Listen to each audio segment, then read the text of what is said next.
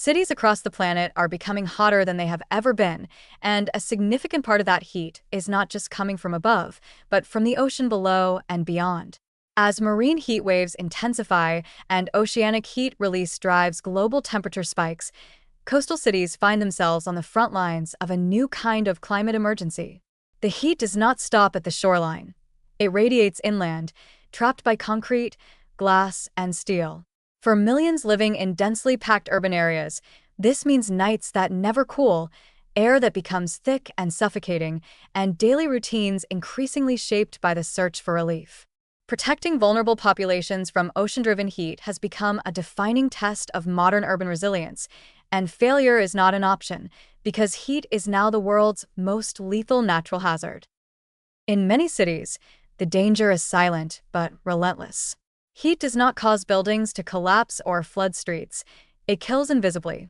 It claims lives through heart failure, dehydration, kidney strain, and exacerbation of respiratory illnesses.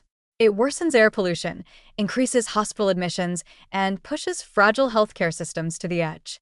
The poor, the elderly, outdoor laborers, and those living in informal housing are the first to suffer.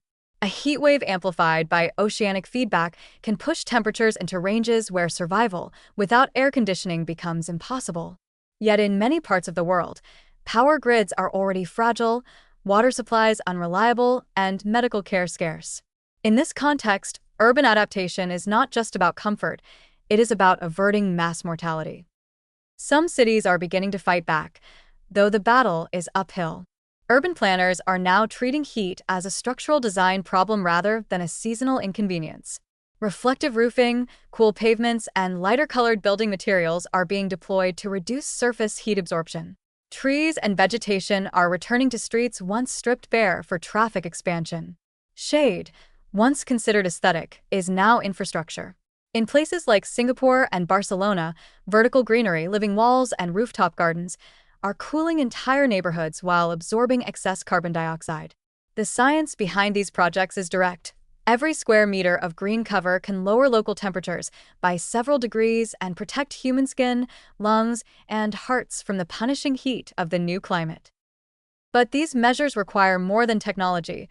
They require justice. In most cities, heat vulnerability maps align with income maps. Poor neighborhoods, with little tree cover and tightly packed housing, trap the most heat and have the fewest cooling resources.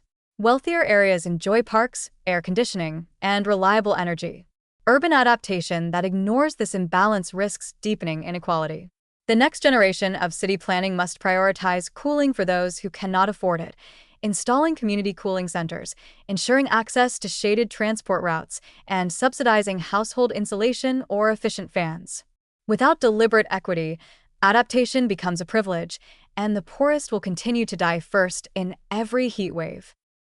Ocean-driven heat makes this challenge even more complex. As the seas store and release immense quantities of thermal energy, coastal humidity rises, amplifying the wet bulb effect that limits the body's ability to cool itself through sweating. Cities like Mumbai, Manila, and Lagos are facing heat that feels 10 degrees hotter than thermometers suggest, and the danger compounds after sunset when trapped heat radiates from buildings.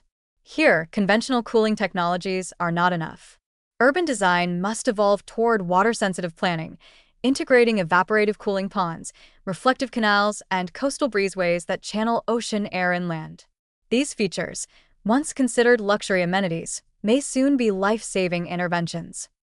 Some governments are experimenting with urban heat task forces, integrating data from meteorologists, oceanographers, and public health departments.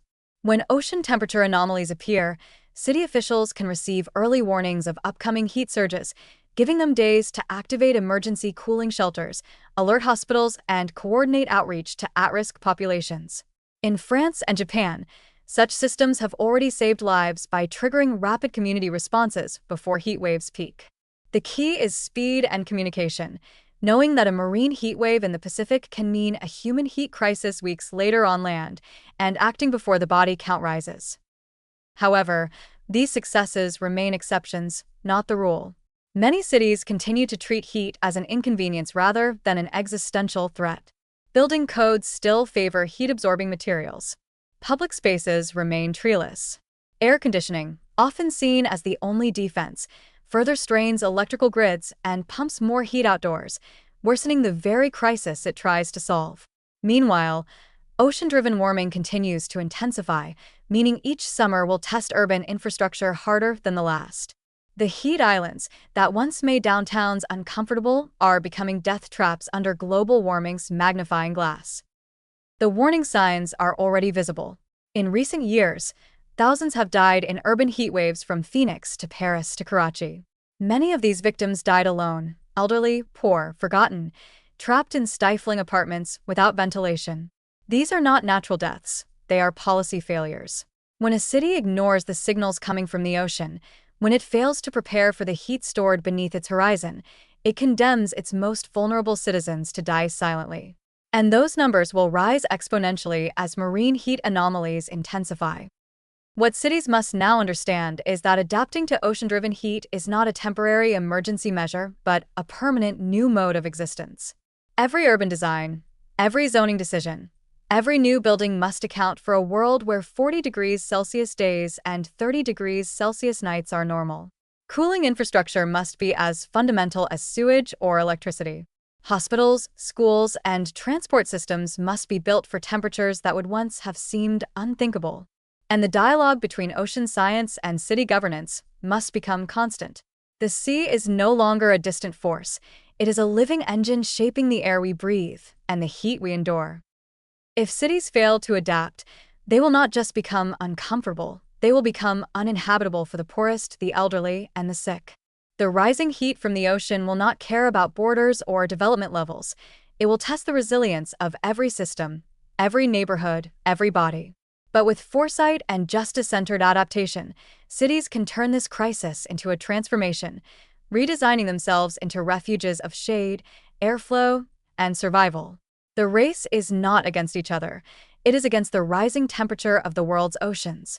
And the cities that fail to listen to that warning will discover too late that you cannot outbuild, outspend, or outweight a warming sea.